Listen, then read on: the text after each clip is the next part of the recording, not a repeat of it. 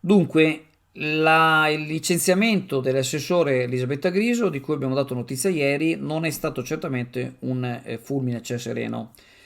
Diciamo, già da tempo si sentivano voci, c'erano dei mal di pancia, c'erano tutta una serie di situazioni.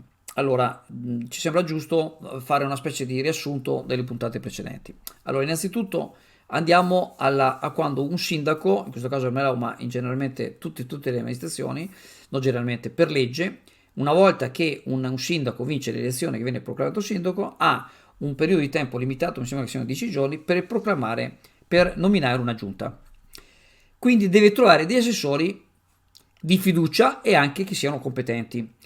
Questo è sempre più difficile, innanzitutto perché io direi, bisogna dirlo, la colpa è soprattutto di tutta l'antipolitica che c'è stata, che ha fatto allontanare le persone capaci dalla politica, e questo dobbiamo dare il primo premio sicuramente al comico Beppe Grillo. In più anche c'è la difficoltà perché c'è una legge che impone la parità di genere, cioè dentro la giunta ci deve essere un numero quasi equivalente tra maschi e femmina.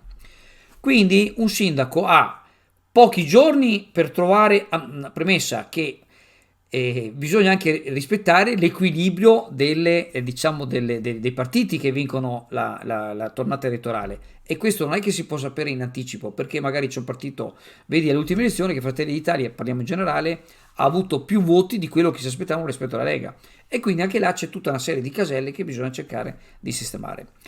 È su questo contesto che il sindaco Mauro Melao ha trovato, per quanto riguarda in quota Lega, ha nominato due assessori tecnici, che erano appunto l'assessore Serafini e la Griso. La Lega ha accettato obtorto collo, anche perché il sindaco aveva proposto sia alcuni consiglieri che sono adesso in consiglio comunale, sia alcuni tra i candidati consiglieri che non sono stati eletti, aveva proposto di fare l'assessore. Per motivi che per sintesi non spiegheremo, ma assolutamente plausibili, avevano rifiutato. E quindi la Lega si era ritrovata ad avere due rappresentanti, diciamo tecnici, quindi senza la tessera, a rappresentarli in consiglio comunale.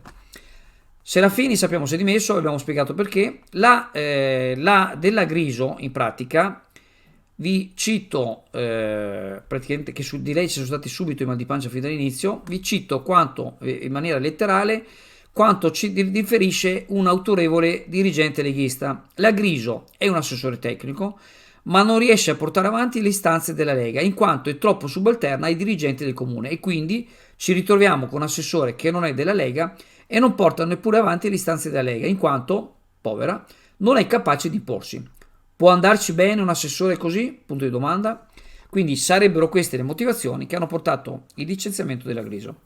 Adesso il problema sta in capo a Mauro Armelao, che deve trovare i due assessori rispettando i criteri citati con le maggiori difficoltà che ho detto prima, e deve ricominciare un percorso con le minoranze che già urlano, strepitano e che dicono te l'avevamo detto.